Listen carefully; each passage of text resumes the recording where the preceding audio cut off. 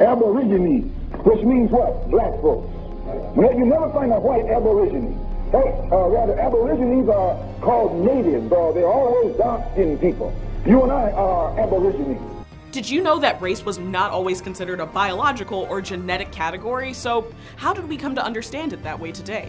So-called white European supremacy used colorism influenced by the Jewish myth of the curse of Ham to discriminate against the so-called black race. The so-called white European Aryan were imagined to be the master race, and the so-called Afro-blacks were imagined to be the slave race. This system was used to create the concept of more than one race of mankind, which later became known as racism, which is a mental illness. There's only one race known as man, which we now call human. The so-called white Europeans were not native, indigenous, or aboriginal to any civilized land, so they imagined themselves to be native to the Caucasus Mountains. In modern times, we often hear the word Caucasian in police reports, whether it be for missing peoples or people wanted by the police. When used in these police reports for describing people, it seems that Caucasian is used to say that somebody is white. So where did this name for white people come from? Septimius Severus ruled. Black people began to rule the Roman Empire. That's why for 193 AD is the time period. Then, 1453, the fall of Constantinople by the Ottoman Turks, that's when the Europeans began to That's when the Europeans began to come back in power, the Caucasians, because what? They dwelled in an area called the Caucasus Mountains. So where did this name for white people come from?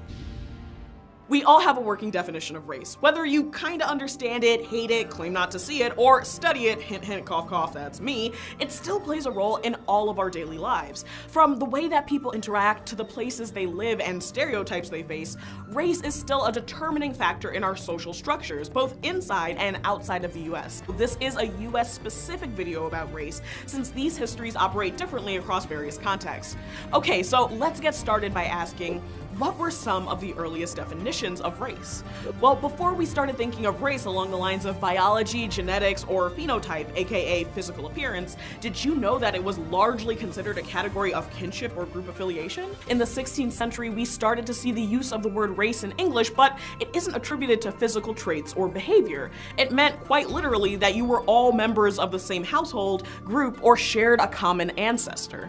But when did race shift to being less about kinship groups to sounding more complicated than the lyrics to I'm My Own Grandpa? Well, we can see that starting in the colonial era. So where did this name for white people come from? The answer to this question is firmly rooted in two things: the rise of global capitalism that was backed by slavery and colonialism, and a period of theorizations in Europe known as the Enlightenment. When the Spanish began the colonization of the Caribbean and later Latin America after 1492, they looked to native populations to mine silver and gold under brutal working conditions. They set about enslaving, attacking, and murdering those who didn't comply. Thousands of native people died as a result of overwork, genocide, or because they were exposed to new diseases brought over with the Spanish settlers. And when England established its first successful long-term colonies in North America in Virginia in 1607, they looked to mirror this pattern of enslavement with native people, while also seeking copious amounts of silver and gold. But they had limited success with this route because, one, Virginia wasn't exactly rich in gold, and two, native populations were able to resist the efforts of early settlers through fighting back or escaping and blending into adjacent native groups. So where did this name for white people come from? The name has its origins in the Caucasus mountain range, a mountain range that resides in the also named Caucasus region, which is between the Black Sea and the Caspian Sea. So how can so-called white European Aryans be native to the Caucasus Mountains when the Caucasus Mountains are in Asia? Wouldn't that make them Asian instead of European? There's evidence that so-called black people were in Europe for thousands of years. So if so-called white people are from the Caucasus Mountains in Asia, how in the hell are they Europeans? Better yet, how in the Hellenistic Europa are so-called white people not Asian if they are called Caucasian or Caucasus Asian from the Caucasus Mountains in Asia? The name Caucasus is believed to derive from the Scythian word Caucasus, which means ice shining / white with snow, according to Pliny the Elder's natural history book. So how did the name of a mountain range come to be linked with people who have what has come to be known as white skin? Virginia wasn't exactly rich in gold, and English settlers still wanted to make money off of this venture, so they began to look to alternative ways of making Virginia profitable, and that came in the form of tobacco. But a major problem with growing tobacco is that it requires a ton of labor, and the laborers needed the agricultural skills to turn the crop into cash. Because they had already met with sustained resistance from native populations, English settlers looked to other potential labor sources, enslaved Africans and indentured British laborers. So how did the name of a mountain range come to be linked with people who have what has come to be known as white skin?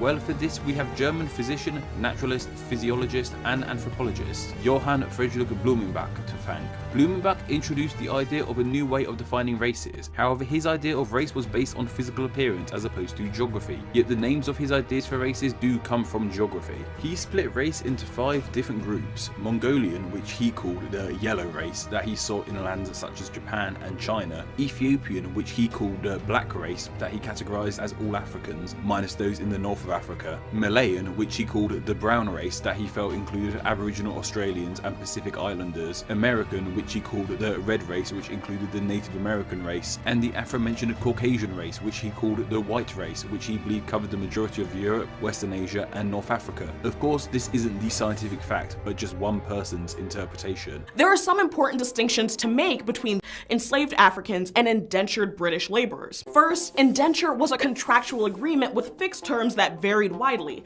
Some indentured servants were brought to the colonies against their will, either as a punishment or because they were children.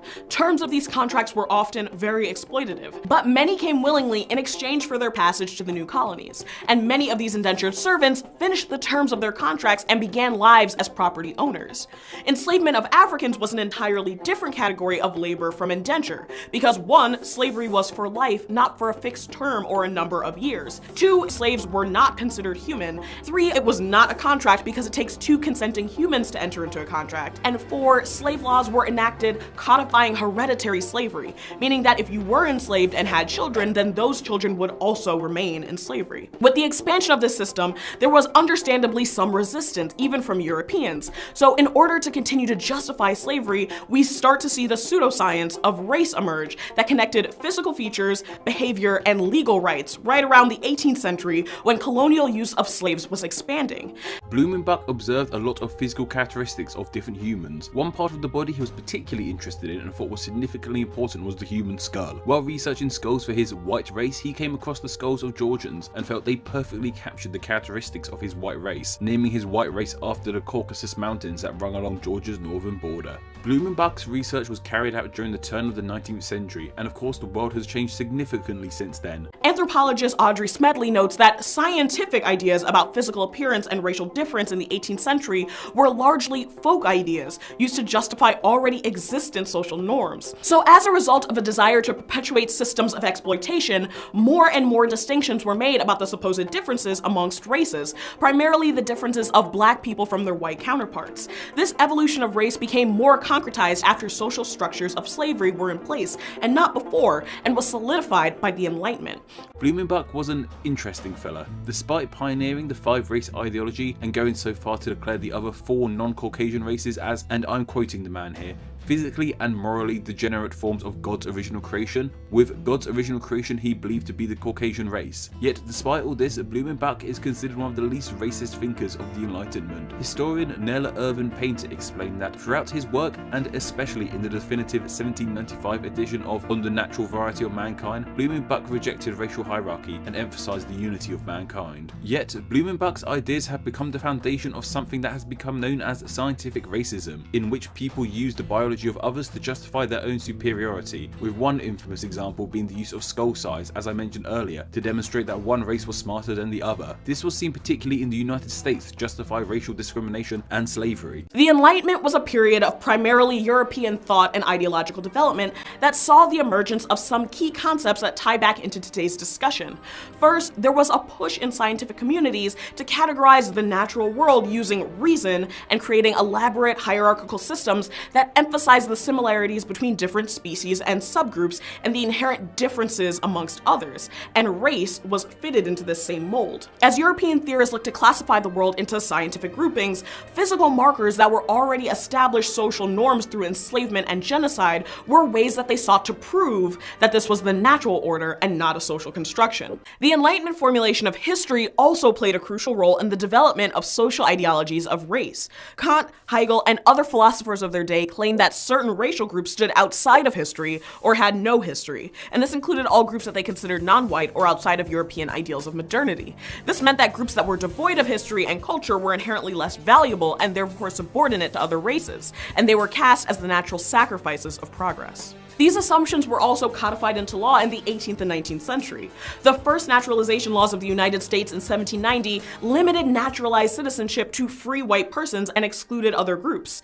Children born of enslaved mothers were said to inherit the legal statuses of their mother, effectively keeping them in bondage perpetually. And Native Americans were often denied legal property rights, which helped to expedite the process of westward expansion across the North American continent. And anti-miscegenation laws were drafted in order to assure that people from different racial backgrounds did not intermarry or have children in order to protect ideals of racial purity.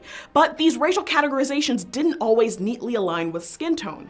In his book, Whiteness of a Different Color, European Immigrants and the Alchemy of Race, historian Matthew Jacobson notes that in the US, white or Caucasian was not always considered a unified race composed of anyone of European descent. Whiteness was often considered exclusive to Anglo-Saxon descendants, while other European groups were broken into different ethnic categories such as Celt, Slavs, Iberics, and Hebrews, which were considered separate races from the 1840s to the early 20th century. Many Celts were called red-headed. Dark-skinned and/or red-haired people were called Cushi by some Jews. The word Cushi was associated with Ethiopian. The Celts were indentured servants and were not always considered so-called white. Some say there were so-called black Celts. There are those who believe these so-called black Celts were Iberian Ethiopian. All so-called blacks were once called Ethiopian. Some so-called Native Americans were also said to resemble Ethiopians. There were also so-called black or Ethiopian Hebrews or Jews. Slavs or Slavic people were so-called Indo-Europeans who became known as slaves. There were no so-called black or Ethiopian Slavs, so they could not have been slaves. The word slaves describes a specific people known as Slavs. Most Slavs were once peasants and serfs of Europe before racism. While thankfully the time of legal slavery in America is behind us, there are still many issues with race in this world that we must change. One thing that seems to have changed for good is the use of the 5 races. I've thankfully never seen people from countries like Japan and China be blanketed with the term Mongolian, and thankfully I've never heard of all black people being labelled as part of the Ethiopian race. Yet Caucasian seems to still be a very commonplace name for white people in the English language. Yet as it's a name that has been used throughout history to segregate whites from other races and to depict them as superior, perhaps it's time for the name Caucasian to exit the English language too. Whiteness was often considered exclusive to Anglo-Saxon descendants, while other European groups were broken into different ethnic categories such as Celt, Slavs, Iberics, and Hebrews, which were considered separate races from the 1840s to the early 20th century. But in the 1920s, when there was a stemming of immigration from Europe, these different races were subsumed into one category called whiteness to shore up a cultural majority against other racial groups and immigrants, and this persisted throughout the 20th century. Race started as a marker of kinship, but then we see it shift to become less about familial inheritance and more focused on physical indicators due to the rise of Enlightenment reasoning and labor exploitation. But where does that leave us today? Well, in the past several decades, scholars have noted both an uptick in identifying with your ethnic history, for example, pride in your country or culture of origin, instead of just being white or black. But we've also seen a revival of outdated theories of race being biologically determined and attached to certain traits, like considering all people of one physical type as prone to certain behaviors. But regardless of how people identify themselves, race continues to be a complex topic of discussion and debate. With that final thought in mind, do you have any other historical points to add to the evolution of race? And how has race been used in both positive and negative contexts throughout history?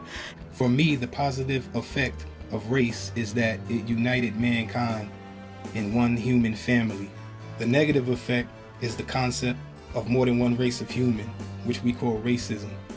Racism is a mental illness, which begins with the so-called white race and spread like an infectious disease throughout all other so-called races. Celt, Slavs, Iberics, and Hebrews were considered separate races from the 1840s to the early 20th century.